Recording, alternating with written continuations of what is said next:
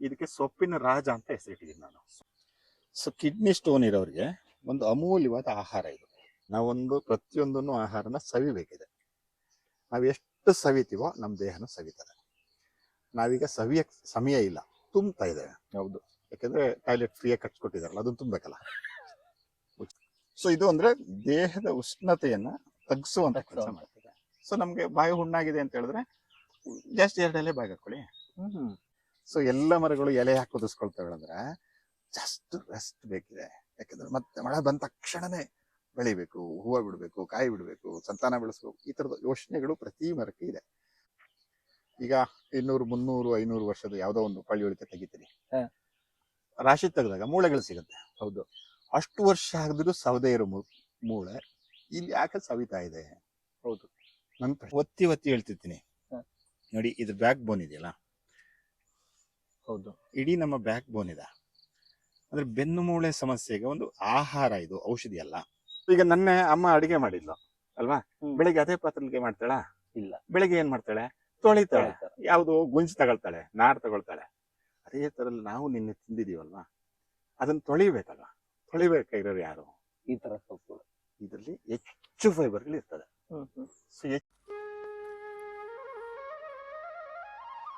So ಇದೊಂದು ಈಗ ಎಲ್ಲ ಕಡೆ ಪ್ರಚಾರ ಆಗ್ತಾ ಇದೆ. ಕಿಡ್ನಿ ಕಲ್ಗೆ ಹೌದು ತುಂಬಾ ಒಳ್ಳೆ ಔಷಧಿಯ ಕೆಲಸ ಮಾಡ್ತಾ ಇದೆ. ಸೊ ನಮ್ಮಲ್ಲಿ ಏನ್ ಮಾಡ್ತೀವಿ, ಒಂದು ಚಟ್ನಿ ಮಾಡ್ತಾ 4 ಎಲೆ ಅದ್ರೊಳಗೆ ಹಾಕ್ತಿವಿ, ಸಾಂಬಾರು ಮಾಡಿದ್ರೆ ಒಂದು 4 ಎಲೆ ಅದ್ರೊಳಗೆ ಹಾಕ್ತಿವಿ, ಮುಗಿದೋಯ್ತು. ಸೊ ಕಿಡ್ನಿ ಸ್ಟೋನ್ ಇರೋರಿಗೆ ಒಂದು ಅಮೂಲ್ಯವಾದ ಆಹಾರ ಇದು. ಸೊ ಒಂದು 8 MM ಎಲ್ಲ ಹೇಳ್ತಾರಲ್ಲ, ಸೊ ಒಂದು 3 days ಅಲ್ಲಿ ಬರ್ನ್ ಮಾಡಕತ್ತೆ. ಬ್ರಯೋಫಿಲಮ್ ಅಂತ ಕರಿತೀವಿ ನಾವು ಇದನ್ನ. ಬ್ರಯೋಫಿಲಮ್ ಅಂತೇಳಿ. ಇನ್ನ ಸ್ಲೇಟಿನ್ ಸೊಪ್ಪಿನ ಗಿಡ ಅಂತ ಕರೀತಾರೆ, ಕಾಡು ಬಸ್ಲೆ ಅಂತ ಕರಿತೀವಿ ನಾವು ಇದನ್ನ. ಸುಮ್ನೆ 4 ಎಲೆ ಬಾಯಿಗೆ ಹಾಕೊಂಡ್ರೆ ಸಾಕು. ಸೊ ಬೆಳಗ್ಗೆ ಎದ್ದ ಕೂಡಲೇ ಖಾಲಿ ಹೊಟ್ಟೆಗೆ 4 ಎಲೆ ತಿಂತ ಬಂತು ಅಂತ ಹೇಳಿದ್ರೆ, ಸೊ ಇಡೀ ಕಲ್ಲು ಇದೆಯಲ್ಲ ಕರಗಿಸುವಷ್ಟು ಶಕ್ತಿ ಇದೆ. ಆಮೇಲೆ ಇದ್ರದ್ದು ಇನ್ನೊಂದು ವಿಶೇಷ ಗುಣ ಅಂತ ಹೇಳಿದ್ರೆ, ಈ ಎಲೆ ಇದೆಯಲ್ಲ, ಈ ಎಲೆ ತಗೊಂಡೋಗಿ ಹಿಂಗ್ ಬಿಸಾಡಿದ್ರೆ ಇಷ್ಟು ಗಿಡಗಳು ಬರ್ತದೆ ನಿಮಗೆ. ಸೊ ಎಲೆನಲ್ಲೇ ಇದ್ರ ಸಂತಾನೋತ್ಪತ್ತಿ ಬರ್ತದೆ. ಈ ಸುತ್ತ ಇದೆಯಲ್ಲ, ಇಲ್ಲೆಲ್ಲವೂ ಗಿಡಗಳು ಬರ್ತದೆ. ಇದ್ರ ಮೇಲೆ ಸ್ವಲ್ಪ ಮಣ್ಣು ಬಿಟ್ರೆ ಸಾಕು ಅಂತ ಒಂದು ಅಮೂಲ್ಯವಾದ ಆಹಾರ. ನಾನು ಹೇಳಂತದ್ದು, ಪ್ರತಿದಿನ ಚಟ್ನಿ ಮಾಡೋ 4 ಎಲೆ ಹಾಕ್ಬಿಡಿ. ಹೌದು. ಸೊ ಕಾಯಿಲೆ ಬಂದಾಗ ನೀವು ಔಷಧಿನ ಹುಡ್ಕೊಂಡು ಹೋಗೋದ್ ಬದಲಾಗಿ ಬರೋದಕ್ಕಿಂತ ಮುಂಚೆನೆ ಇದನ್ನ ಆಹಾರವಾಗಿ ತಗೊಂಡ್ಬಿಟ್ರೆ ಫುಲ್ ಕ್ಲಿಯರ್ ಆಗತ್ತಾ? ಹೌದು. ಸೊ ಇದೊಂದು ಅಮೂಲ್ಯವಾದ ಆಹಾರ ಅಂತೇಳಿ. ಸೊ ಅದ್ರ ಜೊತೆಗೆ ಇದೊಂದು ಕೈಕಳ್ಳಿ ಅಂತ ಕರಿತೀವಿ ನಾವು ಅದನ್ನ. ಕೈಕಳ್ಳಿ ಅಂತೇಳಿ ಶಿರ್ಸಿಗೆ ಹೋದಾಗ ಅಲ್ಲಿ ಗೆಳೆಯರ ಮನೆ ಹತ್ರ ಇತ್ತು, ತಗೊಂಡಿದ್ದೆ. ಸೊ ಈಗ 1 ಪೀಸ್ ಇದನ್ನ ತೆಗೆದ್ರೆ, ಈಗ ನನ್ಗೆ ದೋಸೆ ಹೇಳಿದ್ರಲ್ಲ ನೀವು, ಹೌದು, ಇದೊಂದು ಪೀಸ್ ನನಗೆ 1 ದಿನದ್ದಾಯ್ತು. 3 ಜನಕ್ಕೆ ಆಗತ್ತದು.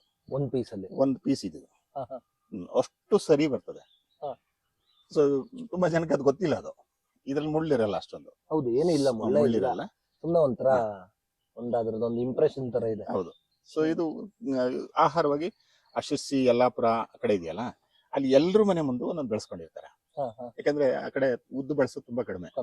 ಸೊ ಉದ್ದು ಬಳಸುವ ಆಲ್ಟರ್ನೇಟ್ ಬೇಕಲ್ಲ ಅವರಿಗೆ. ಹೌದು. ಸೊ ಇದು ಒಂದು ಒಳ್ಳೆ ದೋಸೆ ಆಗ್ತದೆ.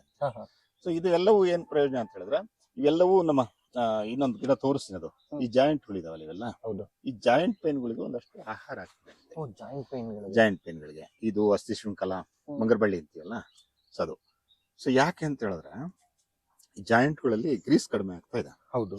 ಗ್ರೀಸ್ ಕಡಿಮೆ ಆಗಿದ್ದು ಯಾಕೆ ಅಂತ ಹೇಳಿದ್ರೆ, ನಮ್ಮ ದೊಡ್ಡ ದೊಡ್ಡ ಸಿನಿಮಾ ನಟರುಗಳು ಅಡ್ವರ್ಟೈಸ್ ಕೊಟ್ಟು ಆ ಎಣ್ಣೆ ತಿನ್ನಿಸ್ತಾ ಇದ್ದಾರೆ, ಟಾರ್ ಎಣ್ಣೆನ.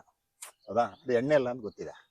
ಅದನ್ನ ತಿನ್ನಿಸ್ತಾ ಇರೋದ್ರಿಂದ ಏನಾಗ್ತದೆ, ಈ ಜೆಲ್ಲು ಬರ್ನ್ ಆಗ್ತಾ ಇದೆ ಒಳಗಡೆ. ನಮ್ಮ ಮಂಡಿ ಇವೆಲ್ಲವೂ, ಮಂಡಿ ಚಿಪ್ಪೆಲ್ಲ ಸವಿತಾ ಇದೆ ಅಂತ ಹೇಳ್ತಾರಲ್ಲ, ಈ ಜೆಲ್ಲು ಕಡಿಮೆ ಆಗ್ತಾ ಇದೆ. ಸೊ ಇದು ಜೆಲ್ಲು ಆಗಬೇಕು ಅಂತ ಹೇಳಿದ್ರೆ, ಸೊ ಈ ತರದ ಒಂದಷ್ಟು ಆಹಾರಗಳೆಲ್ಲ ಇದೆ. ತುಂಬಾ ಜೆಲ್ ಇರ್ತದೆ ಇದರಲ್ಲಿ. ಅಲ್ಲಿ ಇನ್ನೊಂದು ಗಿಡ ತೋರಿಸ್ತೀನಿ ಅದು. ಸೊ ಇವು ನಮ್ಗೆ ಬಂತು ಅಂತ ಹೇಳಿದ್ರೆ, ಸೊ ನ್ಯಾಚುರಲ್ ಆಗಿ ಒಳಗಿಂದನೇ ನಮ್ಗೆ ಕೆಲಸ ಮಾಡ್ತೇವೆ, ಗ್ರೀಸು ತುಂಬಿಕೊಡುವಂತ ಕೆಲಸ ಮಾಡ್ತದೆ. ಸೊ ಇದೊಂದು ಅಮೂಲ್ಯವಾದ ಆಹಾರಗಳು ಅಂತ. ಇದನ್ನು ಜಸ್ಟ್ ಹಾಗೆ ಒಂದು ಕಾಂಡ ಕಟ್ ಮಾಡಿ ಹಾಕಿದ್ರೆ ಮುಗಿದೋಯ್ತು.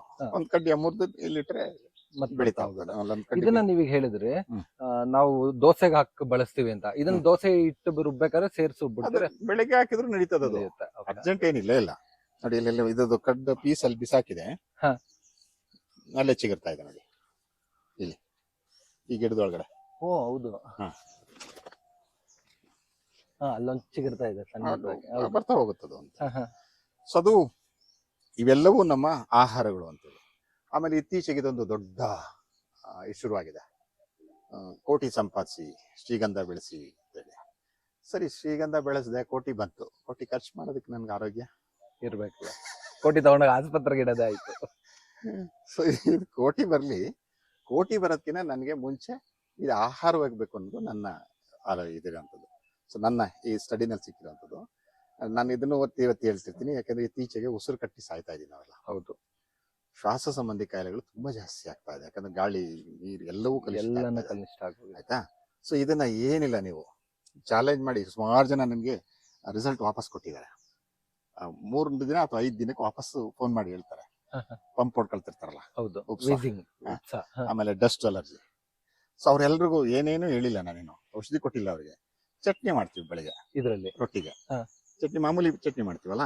ಸೊ ಇದು 1 ಇಡೀ ಸೊಪ್ಪನ್ನು ತಗೊಳ್ಳಿ, ಸೊ ಹುರಿದ್ಬಿಟ್ಟು ಅದ್ರೊಳಗೆ ಹಾಕಿ ಇಡೀ ಮನೆಯವರು ಊಟ ಮಾಡ್ತೀರಿ. ಪೇಷಂಟ್ ಅಲ್ಲ, ಇಡೀ ಮನೆಯವರು ಊಟ ಮಾಡ್ತೀರಿ, ಆರೋಗ್ಯಕರವಾದ ಆಹಾರನ ತಗೊಳ್ತೀರಿ. ಸೊ ಇಡೀ ಮನೆಯವ್ರದ್ದು, ಅಂದ್ರೆ ಅವನೊಬ್ಬ ಪೇಷಂಟ್ ಇದ್ದಾನೆ ಅಂತ ಹೇಳಿದ್ರೆ ಅವನ ಜೊತೆ ಎಲ್ರದ್ದು ಶ್ವಾಸ ಕ್ಲಿಯರ್ ಆಗ್ತದೆ. ಹೌದು, ಒಂದು ಅಮೂಲ್ಯವಾದ ಆಹಾರ ಅಂತ ಹೇಳಿ ನಾನು ತುಂಬಾ ಕಡೆ ಒತ್ತಿ ಹೇಳ್ತಾ ಇದ್ದೀನಿ. ಫಸ್ಟ್ ನೀವು ತಿನ್ನಕ್ ಶುರು ಮಾಡ್ಕೊಳ್ಳಿ ಅಂತ. ಇದನ್ನ ಹುರಿದ್ಬಿಟ್ರದ್ದು ಒಂದು ಒಳ್ಳೆ ಪರಿಮಳ ಬರ್ತದೆ, ಒಳ್ಳೆ ರುಚಿ ಬರ್ತದೆ. ಸೊ ಇದು ತಿನ್ನೋದ್ರಿಂದ ಏನಾಗ್ತದೆ, ಸೊ ನಮ್ಗೆ ಲಂಗ್ಸ್ ಫುಲ್ ಕ್ಲಿಯರೆನ್ಸ್ ಸಿಗುತ್ತೆ. ನಿಮ್ಮ ಉತ್ತರ ಕರ್ನಾಟಕದ ಒಂದು ಇಂಟರ್ವ್ಯೂ ನೋಡ್ಬಿಟ್ಟು ನಮ್ಮ ಮನೆಯಲ್ಲಿ ಈಗ ಇದನ್ನ ಸ್ಟಾರ್ಟ್ ಮಾಡಿದೀವಿ ನಾವು. ಯಾಕಂದ್ರೆ ನಮ್ಮ ತೋಟದಲ್ಲಿ ಸಿಕ್ಕತ್ತೆ ಸುಲಭವಾಗಿ. ಹೌದು, ಚಿಕ್ಕಾಗ ನಾವು ಆಹಾರ ಬೆಳೆಸ್ತಾ ಹೋಗ್ಬೇಕು ಅಂತ ತುಂಬಾ ಚೆನ್ನಾಗಿ ಕೆಲಸ ಮಾಡ್ತಾ ಇದೆ. 4-5 ದಿನಕ್ಕೆ ವಾಪಸ್ಸು ರಿಸಲ್ಟ್ ಸಿಗುತ್ತೆ ನನಗೆ. ಸೊ ಅದ್ರ ಜೊತೆಗೆ ಇದೊಂದು ಬೆಳೆಸುವಂಥದ್ದು ಬಿಸ್ನೆಸ್ ಆಗಿದೆ. ಜೊತೆಗೆ ಈಗ ನೋಡಿ, ಜಾಸ್ತಿ ಇದೊಂದು ಕಡ್ಡಿ, ಈ ಕಡ್ಡಿ ಮುರಿದಿಟ್ಟರೆ ಸಾಕು ಬರುತ್ತಪ್ಪ ನಿಮ್ಗೆ. ವಿಟಮಿನ್ ಗಿಡ ಅಂತ ಕರೀತಾರೆ, ವಿಟಮಿನ್ ಗಿಡ ಅಂತ. ಚಕ್ರಮುನಿ ಅಂತ ಕರಿತೀವಿ ನಾವು, ಚಕ್ರಮುನಿನ. ಸೊ ಅಂದ್ರೆ ಅಷ್ಟು ವಿಟಮಿನ್ಗಳ ಆಗರ ಇದೆ ಇದರಲ್ಲಿ ಅಂತೇಳಿ. ಸೊ ಇದು ಒಂದ್ ಸಣ್ಣ ಒಂದು ಪಾಟ್ ಒಳಗೆ ಹಾಕಿಟ್ಟ ಸಾಕಾಗುತ್ತೆ ನಿಮ್ಗೆ, ವರ್ಷ ಪೂರ್ತಿ ತಿನ್ನೋ ಅಷ್ಟು ಸೊಪ್ಪು ಸಿಗುತ್ತೆ ನಿಮ್ಗೆ. ಆಮೇಲೆ ಜೊತೆಗೆ ನಿಮ್ಗೆ ಇದು ಇದೆಯಲ್ಲ, ಇದು ಜಸ್ಟ್ ಸೊಪ್ಪು ಸುಮ್ಮನೆ ಬಾಯಿಗೆ ಹಾಕೊಂಡು ರುಚಿ ನೋಡಿ ಅದು. ಸೊ ನಮ್ಮನೇಲಿ ಏನ್ ಮಾಡ್ತೀವಿ ಅಂತ ಹೇಳಿದ್ರೆ, ಚೆನ್ನಾಗಿದೆ, ಇದನ್ನ ಮಾಡ್ತೀವಲ್ಲ, ಹೆಸರು ಬೇಳೆ ಮಾಡ್ತೀವಲ್ಲ, ಸೌತೆಕಾಯಿ ಅಥವಾ ಕ್ಯಾರೆಟ್ ಹಾಕಲ್ಲ ನಮ್ಮನೆಯವರು, ಇದನ್ನ ಹೆಚ್ಚಾಕ್ಬಿಡ್ತಾರೆ. ಏನ್ ಮಜಾ ಕೊಡುತ್ತೆ, ತುಂಬಾ ಸಕ್ಕತ್ತಾಗಿದೆ ಪರಿಮಳ ಬಾಯಲ್ಲಿ ಅಲ್ವಾ. ಸೊ ಇದು ಆಗ್ಬೇಕಾಗಿರೋದು. ನಾವೊಂದು ಪ್ರತಿಯೊಂದನ್ನು ಆಹಾರನ ಸವಿಬೇಕಿದೆ. ನಾವ್ ಎಷ್ಟು ಸವಿತೀವೋ ನಮ್ ದೇಹನ ಸವಿತಾರೆ. ನಾವೀಗ ಸವಿಯಕ್ ಸಮಯ ಇಲ್ಲ, ತುಂಬ್ತಾ ಇದ್ದೇವೆ. ಹೌದು, ಯಾಕಂದ್ರೆ ಟಾಯ್ಲೆಟ್ ಫ್ರೀಯಾಗಿ ಕಟ್ಸ್ಕೊಟ್ಟಿದಾರಲ್ಲ, ಅದನ್ನ ತುಂಬಬೇಕಲ್ಲ. ಉಚಿತವಾಗಿ ಒಂದಷ್ಟು ಸಿಕ್ಕಿದೆ, ಸೊ ಉಚಿತವಾಗಿ ಅದು ಸಿಕ್ಕಿದೆ, ಅದನ್ನ ತುಂಬಿಸ್ಬೇಕು ಅಂತೇಳಿ. ಸೊ ಮೊನ್ನೆ ಗೆಳೆಯನ ಮಗ ಹೇಳ್ತಾ ಇದ್ದ,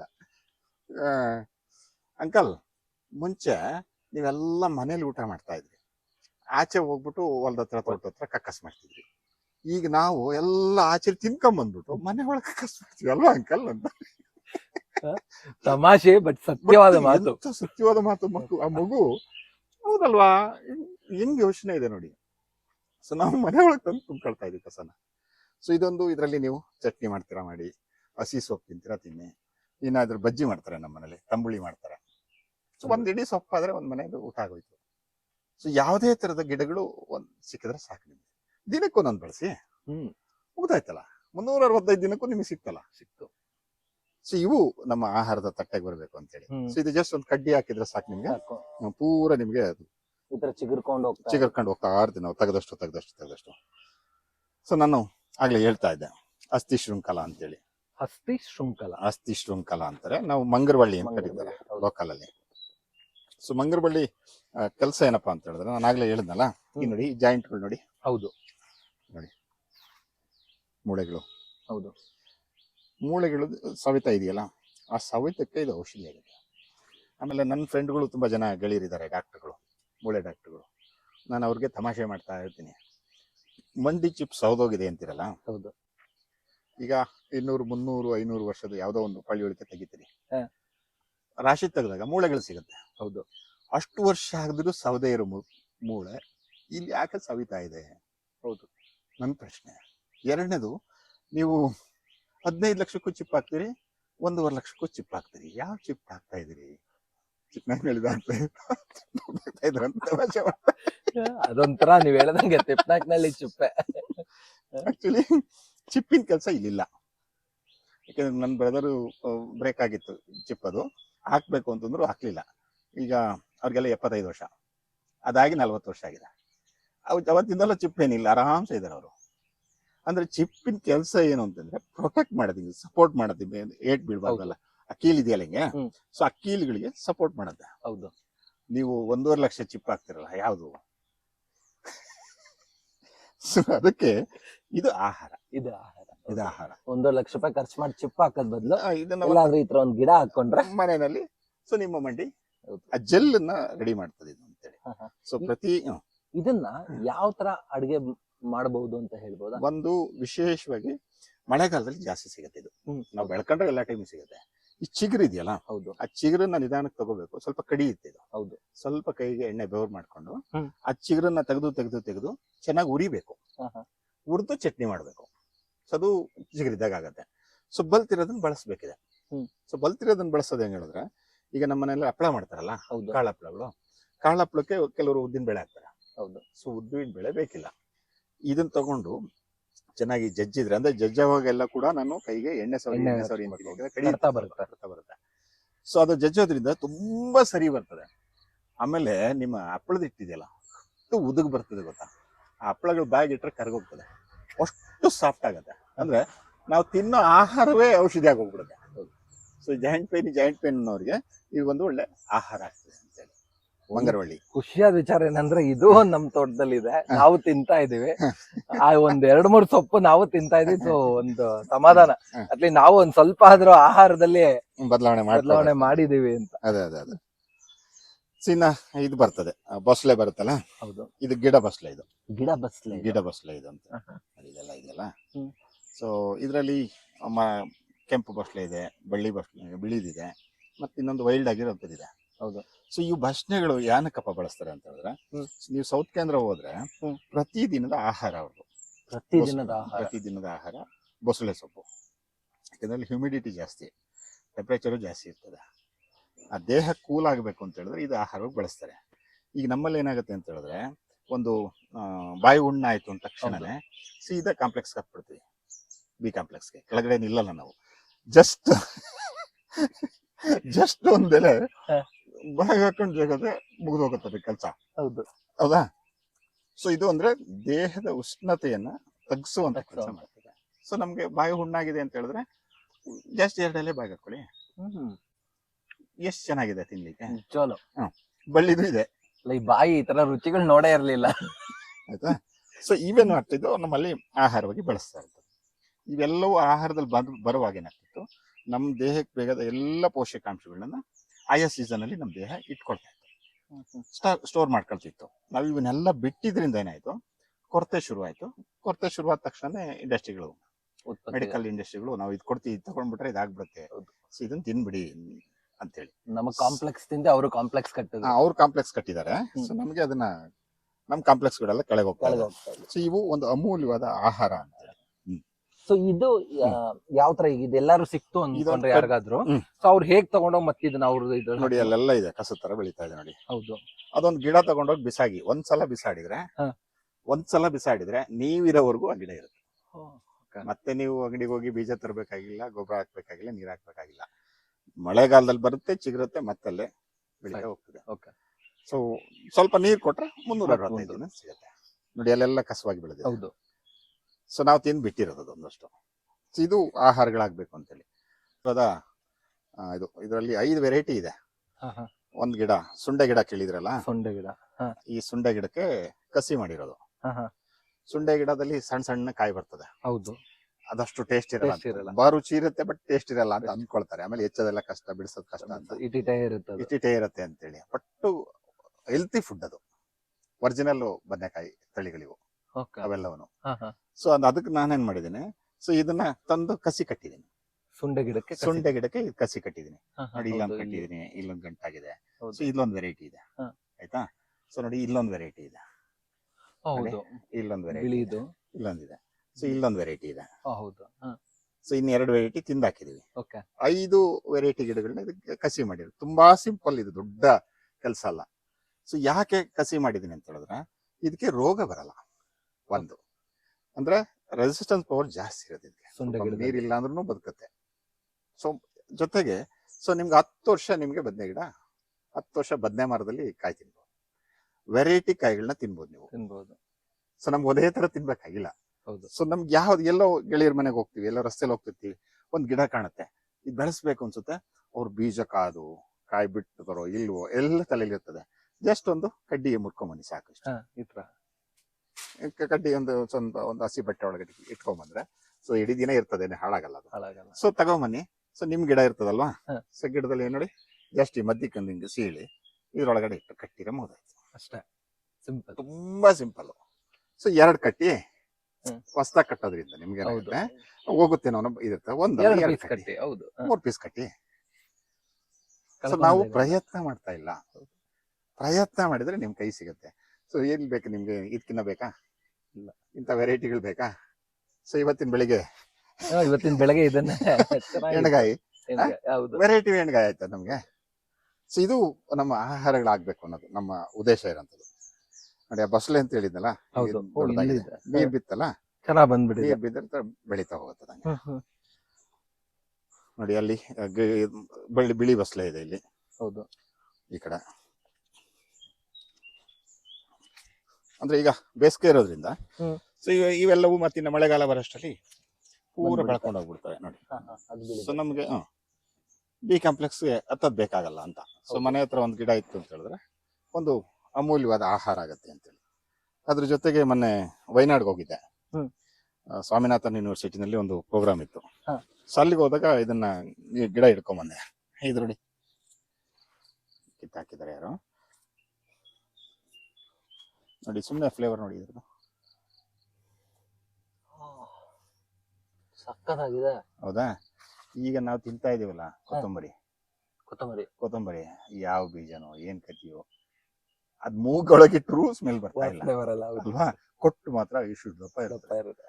ನೀವು 10 ರೂಪಾಯಿ ಕೊಟ್ಟು ಒಂದ್ ಕಟ್ ತರ್ತಿರಲ್ಲ, ಇದು ಒಂದ್ ಎಲೆ ಸಾಕು. ಒಂದ್ ಎಲೆ ಅಷ್ಟು ಪರಿಮಳ ಕೊಡ್ತಾರೆ. ಸುಮ್ನೆ ಹಾಕಿ ಇಲ್ಲಿ.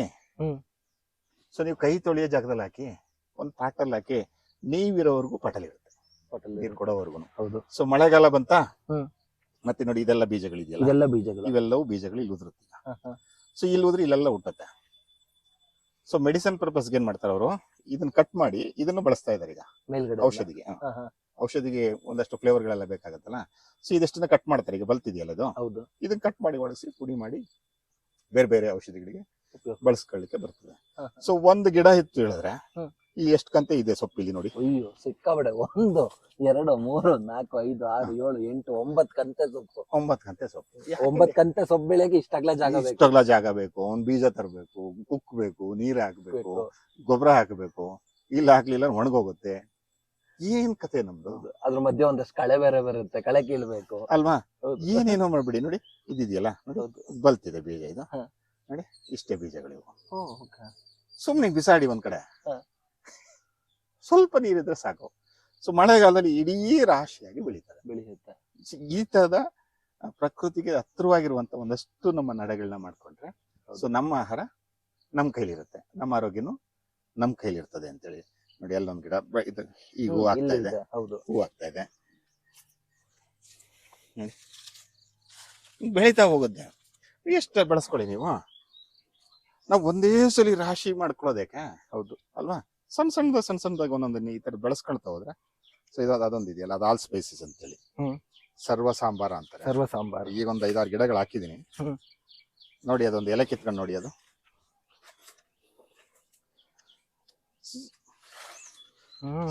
ಸರ್ವ ಸಾಂಬಾರು ಅಂತೇಳಿ. ಅಂದ್ರೆ ಈಗ ನಾವು ಮಸಾಲೆಗಳಿಗೆ ಹಾಕ್ತಿವಲ್ಲ, ಏಲಕ್ಕಿ, ಲವಂಗ, ಶುಂಠಿ, ಚಕ್ಕೆ ಇವೆಲ್ಲ ಹಾಕ್ತಿವಲ್ವಾ, ಈ ಎಲ್ಲಾ ಟೇಸ್ಟ್ಗಳನ್ನ ಇದೊಂದು ಗಿಡ ಕೊಟ್ಟಿದ್ದಾನೆ. ಅದಕ್ಕೆ ಸರ್ವ ಸಾಂಬಾರು ಅಂತ ಕರೀತಾರೆ. ಸೊ ಈ ಎಲೆ ಇದೆಯಲ್ಲ, ಎಲೆ ಕಟ್ಟಿರ್ತಾನೆ, 10 ರೂಪಾಯಿ ತಗೊಳ್ತಾನೆ. ಹೌದು. ನಿಮ್ ಮನೆಯಲ್ಲಿ ಪಾಟಲ್ಲಿ ಹಾಕೊಂಡ್ರೆ 365 ದಿವಸ ತಿನ್ಬೋದಲ್ರಿ. ಹೌದು. ಬಂದ್ ಗೆಳೆಯರಿಗೆ ಕೊಡ್ಬೋದಲ್ಲ. ಹೌದು. ನಮ್ ಯೋಚನೆಗಳಿದೆಯಲ್ಲ, ಈ ತರ ಬದಲಾಗ್ಬೇಕು ಅಂತೇಳಿ. ನಾನೇ ತಿನ್ಬೇಕು, ನಾನೇ ಹೇಳ್ಬೇಕು ಅಂತಂದ್ರೆ ಕಷ್ಟ ಆಗತ್ತೆ. ನೋಡಿ, ಒಂದ್ ಪಾಟಲ್ಲಿ ಹಾಕಿದ್ರೆ ಮುಗಿತು. ಎಷ್ಟು ನೋಡಿ ಮಾರಾಟ ಮಾಡ್ತೀರಾ ನೋಡಿ, 10 ಎಲೆ ಕಟ್ಟಿ ಸಾಕು. 5 ರೂಪಾಯಿ ಕೊಡಿ, ಕಳ್ಕೊಳ್ಳೋದೇನಿದೆ ನಿಮ್ಗೆ? ಗೊಬ್ಬರ ಹಾಕ್ಲಿಲ್ಲ, ನೀರ್ ಹಾಕ್ಲಿಲ್ಲ, ಉಳುಮೆ ಮಾಡ್ಲಿಲ್ಲ, ನಿಮ್ ಪಾಟ್ ಒಳಗೂ ಬರ್ತದಲ್ಲ. ಒಂದು ಅಮೂಲ್ಯವಾದ ರುಚಿಗಳು ನಮ್ಮಲ್ಲಿ ಯಾಕೆ ಅದನ್ನ ಆಹಾರವಾಗಿ ಬಳಸಲ್ಲ? ಸುಮಾರು ಗಿಡ ಇದೆ ನೋಡಿ. ಇದು ಬದನೆ ಗಿಡ, ಇದು 6 ವರ್ಷ ಆಯ್ತು. 6 ವರ್ಷದಿಂದನೂ ಆರಾಮ್ಸೆ ಸುಂಡೆ ಗಿಡದಲ್ಲಿ ಬಿಡ್ತಾ ಇದಾವೆ ಅವು.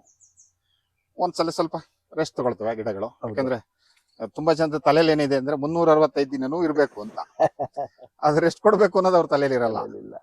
ಸೊ ಅದೇನಾಗತ್ತೆ, ಅದೇ ರೆಸ್ಟ್ ತಗೊಂಡ್ಬಿಡುತ್ತೆ. ಗೊತ್ತಾಗತ್ತೆ ಅದಕ್ಕೆ. ಸೊ ಅದ್ರ ಕೆಪಾಸಿಟಿ ನಾನು ಇಲ್ಲ, ನನಗೀಗ ನೆಕ್ಸ್ಟ್ ಈಗ ಮಳೆಗಾಲಕ್ಕೆ ನಾನು ರೆಡಿ ಆಗ್ಬೇಕು ಅಂತ ಗೊತ್ತಿದೆ ಅದಕ್ಕೆ ಗಿಡಕ್ಕೆ. ಇದು ನಮ್ಗೆ ಅರ್ಥ ಆಗಿಲ್ಲ. ಸೊ ಎಲ್ಲ ಮರಗಳು ಎಲೆ ಯಾಕೆ ಕುದಿಸ್ಕೊಳ್ತವೆ ಅಂದ್ರೆ ಜಸ್ಟ್ ರೆಸ್ಟ್ ಬೇಕಿದೆ. ಯಾಕಂದ್ರೆ ಮತ್ತೆ ಮಳೆ ಬಂದ ತಕ್ಷಣನೇ ಬೆಳಿಬೇಕು, ಹೂವು ಬಿಡ್ಬೇಕು, ಕಾಯಿ ಬಿಡ್ಬೇಕು, ಸಂತಾನ ಬೆಳೆಸ್ಬೇಕು, ಈ ತರದ ಯೋಚನೆಗಳು ಪ್ರತಿ ಮರಕ್ಕೆ ಇದೆ. ಸೊ ಹಂಗಾಗಿ ಏನ್ ಮಾಡ್ತದೆ, ಈಗ ರೆಸ್ಟ್ ತಗೊಳುತ್ತೆ. ನಮ್ಗೆ ಇದು ಅರ್ಥ ಆಗ್ತಾ ಇಲ್ಲ ಪ್ರಕೃತಿ.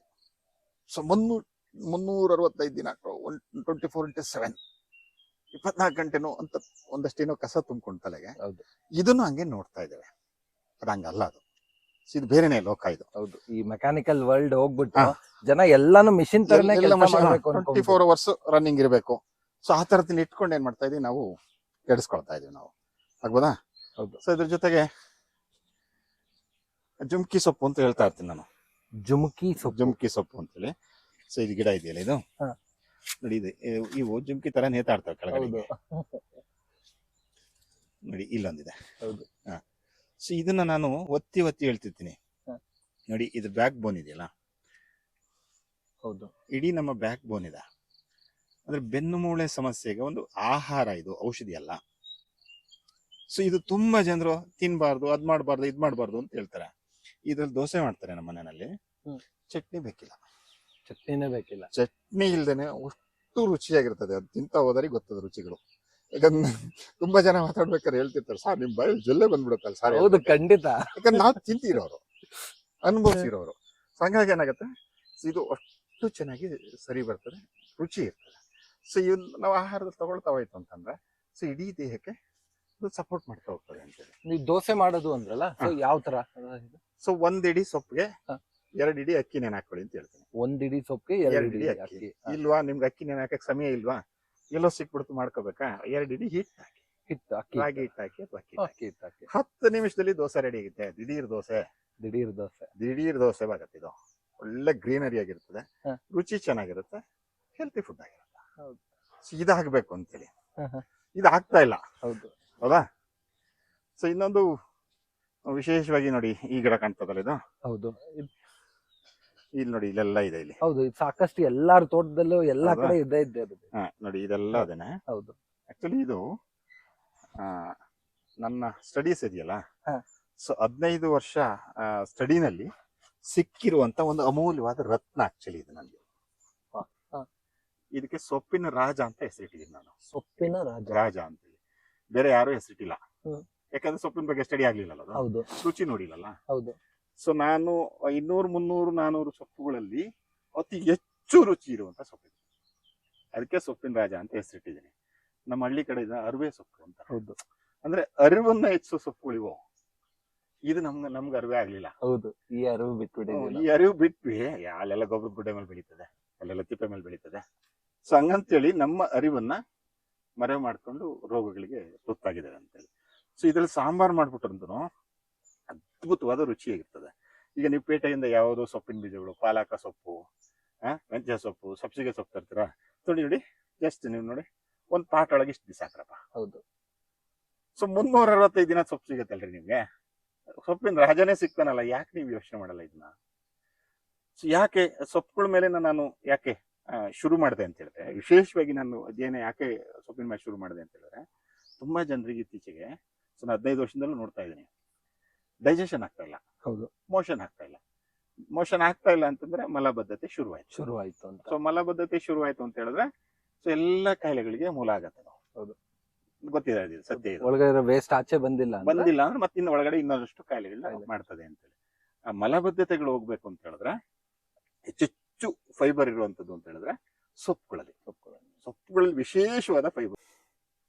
ಸೊ ವಿಶೇಷವಾಗಿ ಈಗ ಫೈಬರ್ ಟ್ಯಾಬ್ಲೆಟ್ ಶುರುವಾಗಿದೆ ಆಲ್ರೆಡಿ. ಹೌದು, ಈಗ ಪಿಕಲ್ ಪೀಸ್ ಎಲ್ಲ ಬಂದಿದೆ. ಬೆಂಗಳೂರಲ್ಲಿ ಸುಮಾರು ಜನ ತಿಂತಾ ಇದಾರೆ, ಗೊತ್ತಲ್ಲ ಪಿಕಲ್ ಪೀಸ್. ಹೌದು, ಕಕ್ಕಸಿನ ಮಾತ್ರೆಗಳು, ಕಕ್ಕಸು. ಹೌದಾ? ಸೊ ಈಗ ಆಲ್ರೆಡಿ ಫೈಬರ್ ಟ್ಯಾಬ್ಲೆಟ್ಗಳು ಇಂಪ್ರೂವ್ ಮಾಡಿದ್ದಾರೆ. ನೀವು ಯಾವುದೇ ಡಾಕ್ಟರ್ ಹತ್ರ ಹೋಗಿ ಹೊಟ್ಟೆ ಸರಿ ಇಲ್ಲ ಅದು ಇಲ್ಲ ಅಂತ ಹೇಳಿದ್ರೆ ನಮ್ಮ ಸೊಪ್ಪಿನ ಮಾತ್ರೆಗಳನ್ನ ಕೊಟ್ಟು ಕಳಿಸ್ತಾ ಇದ್ದಾನೆ, ನಾರಿನಂಶ ಇರೋದು ಅಂತೇಳಿ. ನೀವು ಮನೇಲಿ ಇರೋದನ್ನ ತಿನ್ನಿ ನೀವು. ಸೊ ಈಗ ನನ್ನ ಅಮ್ಮ ಅಡಿಗೆ ಮಾಡಿದ್ಲು ಅಲ್ವಾ, ಬೆಳಿಗ್ಗೆ ಅದೇ ಪಾತ್ರೆಗೆ ಮಾಡ್ತಾಳ? ಇಲ್ಲ. ಬೆಳಿಗ್ಗೆ ಏನ್ ಮಾಡ್ತಾಳೆ? ತೊಳಿತಾಳೆ. ಯಾವ್ದು ಗುಂಜ್ ತಗೊಳ್ತಾಳೆ, ನಾರ್ ತಗೊಳ್ತಾಳೆ. ಅದೇ ತರಲ್ಲಿ ನಾವು ನಿನ್ನೆ ತಿಂದಿದೀವಲ್ವಾ, ಅದನ್ನ ತೊಳಿಬೇಕಲ್ವಾ? ತೊಳಿಬೇಕಾಗಿರೋರು ಯಾರು? ಈ ತರ ಸೊಪ್ಪು ಇದರಲ್ಲಿ ಹೆಚ್ಚು ಫೈಬರ್ಗಳು ಇರ್ತದೆ. ಸೊ ಹೆಚ್ಚು ಫೈಬರ್ ಇರೋದ್ರೆ ಏನಾಗುತ್ತೆ, ಮೋಷನ್ ಕ್ಲಿಯರ್ ಆಗ್ತದೆ. ಮೋಷನ್ ಯಾರಿಗೆ ಕ್ಲಿಯರ್ ಆಯ್ತು, ಸೊ ಇಡೀ ದಿನ ಅವನು ಹೆಲ್ತಿ ಆಗಿರ್ತಾನೆ. ನೀವು ಗಮನಿಸಿರ್ಬೋದು, ಟಾಯ್ಲೆಟ್ ಹೋಗ್ಲಿಲ್ಲ ಅವತ್ತು ಅಂತ ಹೇಳಿದ್ರೆ ಅವ್ನ ಮನಸ್ಥಿತಿ ಇಡೀ ದಿನ ನೀವು ಅಬ್ಸರ್ವ್ ಮಾಡಿರ್ತೀರಿ. ಹೌದು, ನಮಗೂ ಆಗಿರುತ್ತೆ ಒಂದೊಂದ್ಸಲ. ಹೆಂಗಿರುತ್ತೆ ಮನ್ಸದು? ಸೊ ಅದು ಆಗಬಾರ್ದು ಅಂತ ಹೇಳಿದ್ರೆ, ಸೊ ನಮಗೆ ಹೆಚ್ಚೆಚ್ಚು ಸೊಪ್ಪುಗಳು ಆ ಸೀಸನಲ್ಲಿ ಏನ್ ಸಿಗುತ್ತೆ, ಮಳೆಗಾಲದಲ್ಲಿ ಏನ್ ಸಿಗುತ್ತೆ, ಚಳಿಗಾಲದಲ್ಲಿ ಏನ್ ಸಿಗುತ್ತೆ, ಬೇಸಿಗೆ ಕಾಲದಲ್ಲಿ ಏನ್ ಸಿಗುತ್ತೆ. ಸೊ ಇವು ತಿಂತ ಹೋಯ್ತು ಅಂತ ಹೇಳಿದ್ರೆ ಸೊ ಡೈಜೆಷನ್ ಸರಿಯಾಗುತ್ತೆ. ಸೊ ನಮ್ಮ ಆರೋಗ್ಯ ನಮ್ಮ ಕೈಲಿರ್ತದೆ ಅಂತೇಳಿ. ಸೊ ಇವು ನಮ್ಮ ಆಹಾರದ ತಟ್ಟೆಗೆ ಬರಬೇಕು ಇವೆಲ್ಲವೂ ಅಂತೇಳಿ ನನ್ನ ಉದ್ದೇಶ ಇರೋಂಥದ್ದು. ಸೊ ಇನ್ನೊಂದು ಇದಂತೂ ನೋಡಿರ್ತೀವಿ, ಹುಳಿ ಸೊಪ್ಪು. ಹೌದು, ಹೂವು ಎಲ್ಲ ಬಿಟ್ಟಿದೆ ನೋಡಿ, ಬೆಂಡೆಕಾಯಿ ತರ ಸಣ್ಣ ಸಣ್ಣ ಕಾಯಿ ಎಲ್ಲ ಇರ್ತದೆ ಅದ್ರಲ್ಲಿ. ನೋಡಿ ಎಷ್ಟು ಚೆನ್ನಾಗಿ ಬೆಂಡೆಕಾಯಿ ತರ ಇದೆ ಕಾಯಿ ಎಲ್ಲ ಇಲ್ಲೆಲ್ಲ. ಹೌದು, ಹೌದಾ? ನೋಡು, ಹುಳಿನೇ ಬೇಕಿಲ್ಲ ನಮ್ಗೆ ಸಾಂಬಾರ್ ಮಾಡುವಾಗ. ಹೌದು. ಈ ಸೊಪ್ಪನ್ನ ಆಹಾರದಲ್ಲಿ ಬಳಸಿದ್ರೆ ಅಂದ್ರೆ ನಾವೇನ್ ಹೇಳ್ತೀವಲ್ಲ, ಸಿಟ್ರಿಕ್ ಆಸಿಡ್ ಅದು ಇದು ಎಲ್ಲ ಹೇಳ್ತೀವಲ್ಲ ನಾವು. ನೋಡಿ, ಇನ್ನು ಸಾಂಬಾರ್ಗೆ ಹುಳಿ ಹಾಕ್ತಿವಿ. ಹೌದು. ಸೊ ಮನೆ ಹತ್ರ ಒಂದು ಪಾಟಲ್ ಗಿಡ ಇತ್ತು ಹೇಳಿದ್ರೆ, ಸೊ 4 ಎಲೆ ಬಾಯಿಗೆ ಹಾಕೊಂಡ್ರೆ ಹುಳಿ ಸಿಕ್ತಲ್ಲ. ಹೌದು, ನಾವು ಚಿಕ್ಕ ವಯಸ್ಸಲ್ಲೆಲ್ಲ ಹುಳಿ ಸೊಪ್ಪು ಅಂತ ತಿಂತಾ ಇದ್ದು. ಹೌದಾ? ಈಗ ಬೇಸಿಗೆಗೆ ನಮ್ಗೆ ಹೆಚ್ಚು ಹುಳಿ ಅಂಶಗಳು ಬೇಕು.